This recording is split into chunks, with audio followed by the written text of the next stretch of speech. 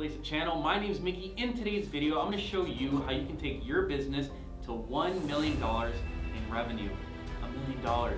It seems so daunting, so challenging, but once I get there, I promise it gets easier. And in this video, I'm going to show you the mechanics that I implemented in this business to get to $1 million and way beyond. So let's get right into it.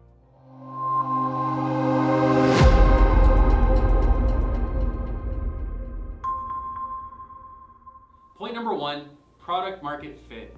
Is your product a great fit within the market? And I believe this is the hardest thing in the world to establish, and there's only two ways to establish product market fit. If you have a product already, I think it's pretty simple. Have you been able to sell the product?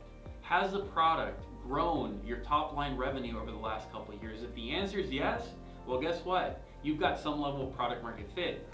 On the other hand, if some of you are hoping to start a new business, you don't know what idea to focus on, I believe that using keyword analyzers and search trends on Google is a huge predictor of product market fit. And I use that tool to this date to be able to determine if a product or service has a market. So for me, when I started in Lace Up, it was 2016, January 1st, actually the Christmas before. My uncle was visiting from Miami to Vegas. We were all around the Kitchen Island, and I was just graduating college. My mom was telling me, Mickey, you need to get a job. I turned to my uncle at that juncture and I said, Uncle, can I come work with you at Lace Up? Now, Lace Up at the time had actually generated $1 million from 2001 to 2015. So I knew there was product market fit, which is a huge advantage because using my ability to communicate, which I always knew I had ingrained in me, I thought I could grow it. So I got to work January 1st of 2016, but I made sure that this business had product market fit before starting. Point number two, you have to develop a marketing strategy.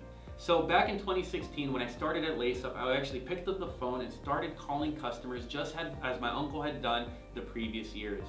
It took me an entire year to close my first 2 accounts, and I felt like I was bashing my head against the wall every single day to call customers, get hung up on, get rejected. It just didn't feel good. So December of that year, I closed those 2 deals, and I thought to myself, I've got 2 options at this juncture. Either I find a way to hack this, or I have to quit because I can't survive on $5,000 or $6,000 a year. So I decided to implement YouTube and long form content into my business. I remember being such a fan of all of the content creators creating car videos on YouTube. I used to be on their videos, buying their hats and t-shirts at the time, and I was like, why can't I become one of these people and have customers access me in a frictionless way and generate revenue that way? Well, in 2017, I took 2 lights from Home Depot, I took a tripod on my iPhone, and I filmed my first video. And within a couple weeks of posting that video, I actually generated my first lead for our DSD software. So I knew I was onto something. The next thing I did is I made a commitment to film consistently and post videos to YouTube more frequently. After I made that commitment, I was actually editing those videos myself using Final Cut on my device at the time, and that was a hilarious experience. It wasn't until my wife actually took over the editing duties that this channel really started to take off. But by the time that I had started editing these videos properly, I had closed 28 additional customers in 2017, and I had almost hit my first million. That's crazy. 28 customers in, almost $1 million a year in revenue, and I was like, dude, I've hit a home run. This is just unbelievable. But crazy to think about now, I was at the business 2 years at that juncture before I even hit $1 million. So, in conclusion, you have to create a good marketing strategy circled around or centered around long-form content on YouTube. Once you have that long-form content structured, then you need to cut that long-form content up and deploy short clips to mediums like TikTok, YouTube Shorts, and Instagram Reels. If you do that over the next couple years, bro, you're gonna completely take over your market. So now that you know that you need to have product market fit and a marketing strategy, what do you do next? Well, now it's time to focus on customer service. I learned the hard way that if you focus on acquisition, but you don't focus on service, everyone that comes into the door inevitably leaves your business, and your business becomes exponentially less profitable. But you probably knew this.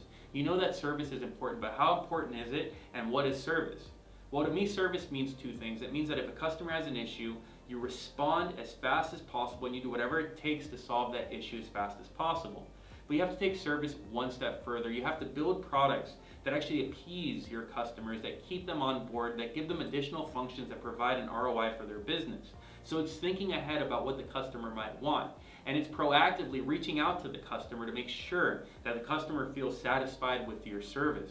So if you do this, and you actually give good service, you retain your customers, you continue to grow your customer base through content, and eventually your business grows. So once you have good service in place, the next thing that I focused on in my journey was building out a strong team. Obviously at that juncture, there's like 4 of us. There was no team. But as you start scaling out the team, you start realizing that there's a bunch of bad apples that you end up hiring, and it's not about who you hire, it's about who you fire. And this is difficult. It's really difficult for a person with a kind heart to fire anybody because you want to give everybody the benefit of the doubt. You trust them, you believe in them, you think they're going to be successful, and you invest so many hours in training only for them to let you down. So I have a rule of thumb. If the person doesn't produce in 6 weeks of employment, you have to cut them loose. 6 weeks, you know whether or not they're going to be productive, if they're going to be proactive, if they're going to bring ideas to the table, and if they're going to care, or if they're just in it to collect a paycheck and go home. So building a strong team is more about who you fire rather than you hire. Remember that. Point number 4, you want to focus on top line revenue. At any revenue size below $1 million, you're constantly thinking to yourself, how can I cut expenses? Well, I believe that that's the incorrect way to think. If you're thinking about how to cut expenses, you're never thinking about how to grow top line revenue, and you end up pinching pennies to make a profit, to take that money out of the business, to buy things like a car, a house, a boat, things that you don't really need right now. Really, you need to grow the business. So how do you grow top line revenue? Well, you need to be very creative about who you target and who you sell your product to. For me, I used to sell lace up at $1,500 a month, $1,500 up front, like $100 a month.